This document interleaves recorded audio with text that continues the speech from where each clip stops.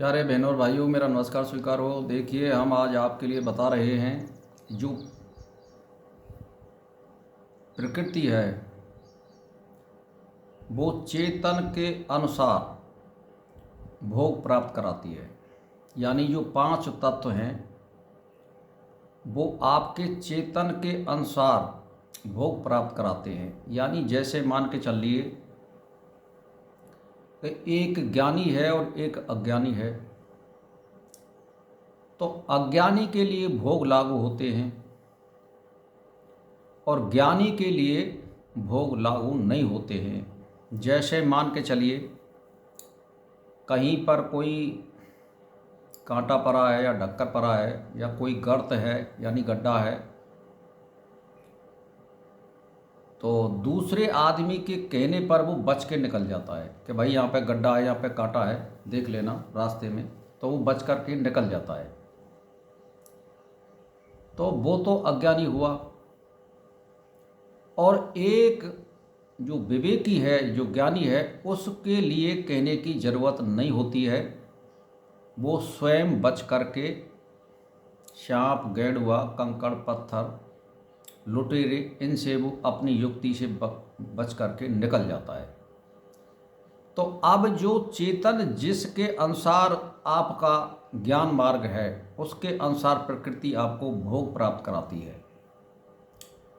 यानी आप यदि विवेकी हैं और अपने दिमाग से चल रहे हैं और कोई भी अशुभ कर्म नहीं कर रहे हैं, और यदि आपको भोग भी प्राप्त हैं तो उनसे बच करके निकल रहे हैं आप, तो महाप्रकृति आपको भोग प्राप्त नहीं कराएगी।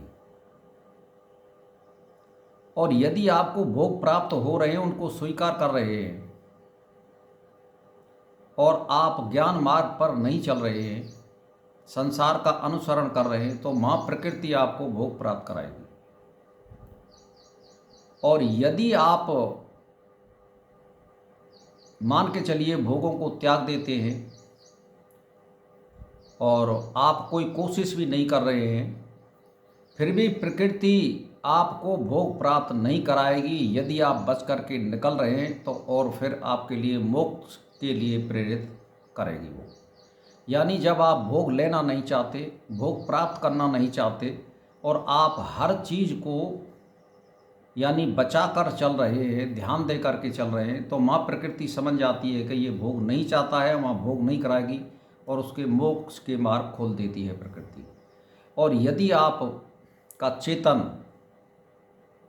जो जीवात्मा है वो यदि भोग चाहता है और 24 घंटे वो भोगों में लिप्त रहना चाहता है और भोगों को प्राप्त कर रहा है, तो प्रकृति समझ जाती है कि ये मोक्षार्थी नहीं है, इच्छाएं इसकी अधूरी हैं, तो वहाँ जो है प्रकृति उसको भोग प्राप्त कराती है। ज्ञानी और अज्ञानी में यही अंतर है। वेदांत का जो विषय है वो यही है। तो जो भी कुछ विषय है, बस ज्ञानी और अज्ञानी का अंतर करते हुए प्रकृति उसका पीछा करती है और ज्ञानी का पीछा नहीं करती है, उसे स्वतंत्र छोड़ देती है। क्यों? ज्ञानी स्वयं अपनी रक्षा करता है और अज्ञानी दूसरे के बल से चलता है, इसीलिए उसको वो भोग प्राप्त कराती है। भाई आपने देखा होगा, मान के चलिए 60 या 65 साल की उम्र के बाद में जो है चिकनाई का परहेज रखना चाहिए आज के समय में, क्योंकि शारीरिक मेहनत नहीं कर रहा है कोई आदमी, तो वो चिकनाई ले रहा है, नहीं ले रहा है, या दूध नहीं ले रहा है, घी नहीं ले रहा है, और वो अपने आप बच कर के संसार को पार करता हुआ, अपने शरीर को बनाए रखता हुआ परमात्मा का स्मरण ध्यान कर रहा है। और एक मनुष्य ऐसा है, चाहे वो मर जाए, चाहे कुछ भी हो जाए, चाहे उसकी कुछ भी बीमारी है, वो सब चीज़ को खाता है। तो प्रकृति समझ जाती है कि ये भोग प्राप्त करना चाहता है। तो भोग प्राप्त यदि आप करोगे तो फिर शरीर का विनाश निश्चित है। क्योंकि इस कलयुग में सभी चीज़ जो है मशीनरियों के द्वारा हो रही है, एक्टिविटी शरीर के द्वारा हो नहीं रही है, तो शरीर फिर जो है भारी पदार्थों को पचाने में असमर्थ होता है और हर जो है हमारा अंग सही ढंग से काम नहीं कर पाता है। इसीलिए आज के ज़माने में अल्पाहारी बनना, चिकनाई को छोड़ना, नशेबाजी को छोड़ना और एक्टिविटी करने के लिए सुबह और शाम कुछ आधा आधा घंटे टहलना या योगासन करना आवश्यक होता है।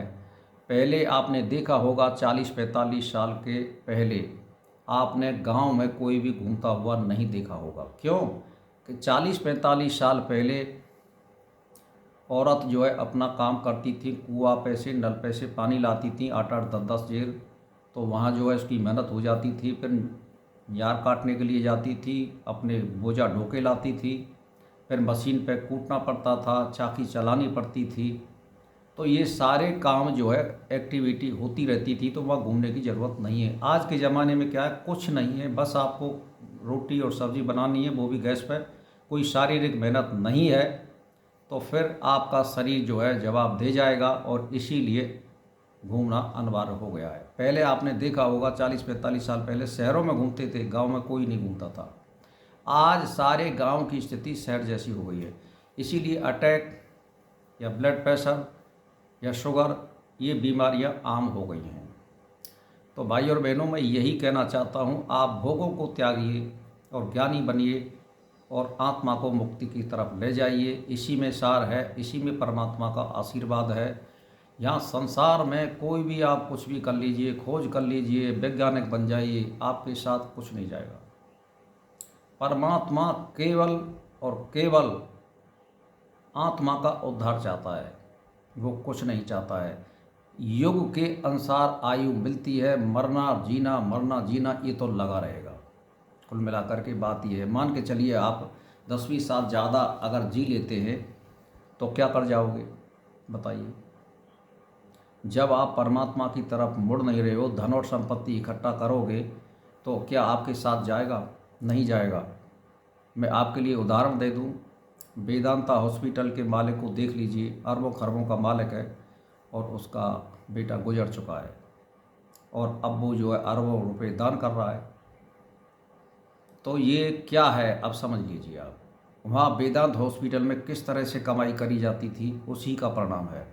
तो भाई और बहनों, सोचिए, समझिए और ज्ञान लीजिए, और ज्ञान के आधार पर चलिए। यही संग जाएगा, शुभ और अशुभ और कोई संग जाने वाला नहीं है। इसी के साथ मेरा प्रणाम स्वीकार हो।